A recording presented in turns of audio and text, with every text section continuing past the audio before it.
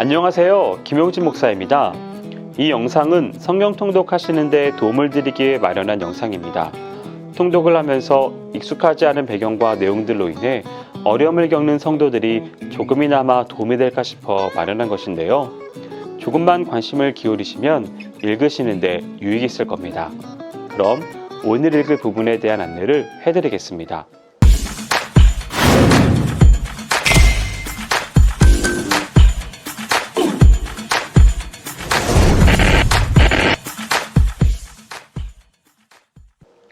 오늘 읽을 본문은 민수기 18장에서 20장까지입니다.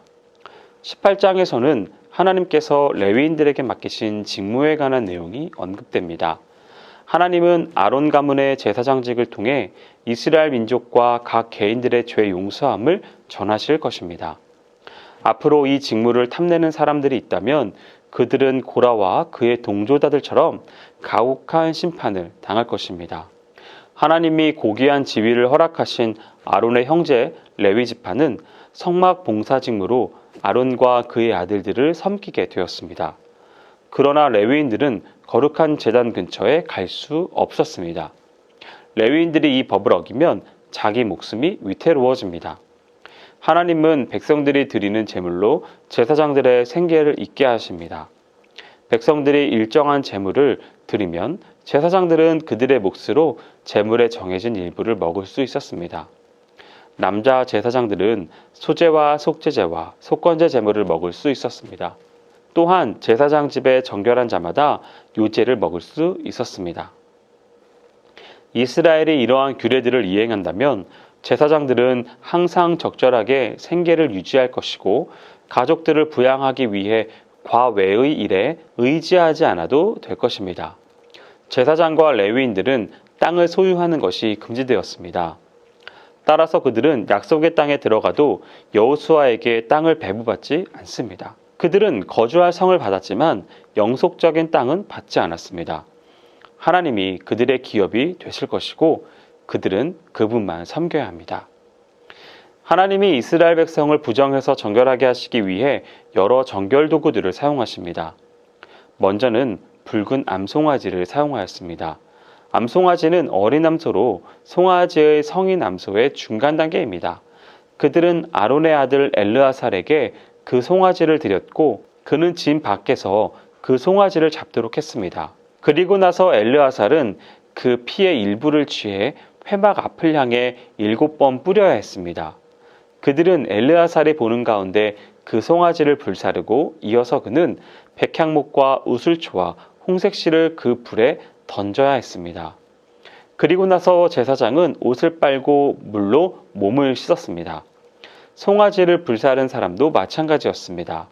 이어서 의식적으로 정결한 사람이 송아지의 재를 모아 진 밖에 정결한 장소에 두었습니다. 그 재는 부정을 깨끗게 하는 물을 만드는 재료로 쓰입니다. 이어서 이 재로 만든 물을 사용하는 법이 나옵니다.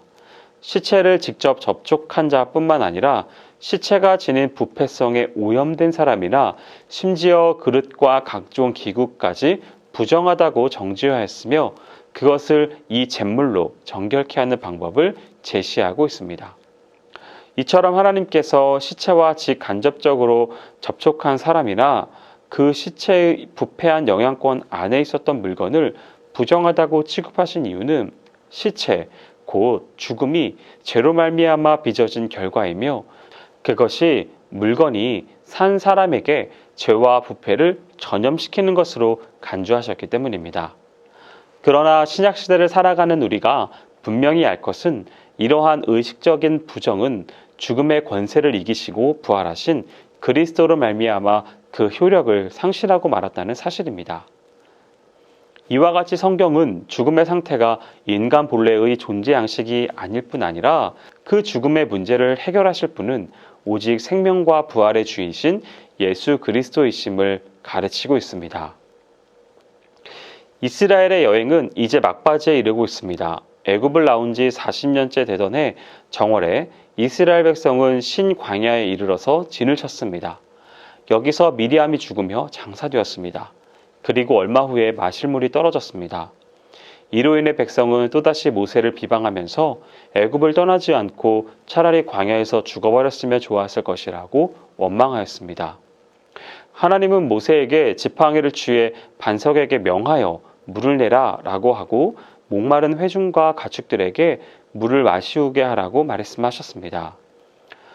하나님이 지시하신 대로 반석에게 명하는 대신 모세는 지팡이로 반석을 2번 쳤습니다.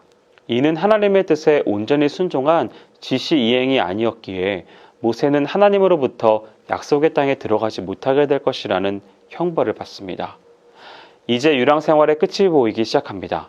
이스라엘은 가나안을 취한 목적으로 가나안 동부 지역으로 곧장 향했습니다. 이 목적을 성취하려면 고대의 형제인 에돔의 땅을 통과해야 했습니다. 모세는 외교적 의전을 존중하여 에돔의 통치자들에게 사자를 보내어 그 땅을 통과하도록 허가해 줄 것을 요청했습니다. 그들은 왕의 대로를 이용해 에돔을 통과하고자 했습니다.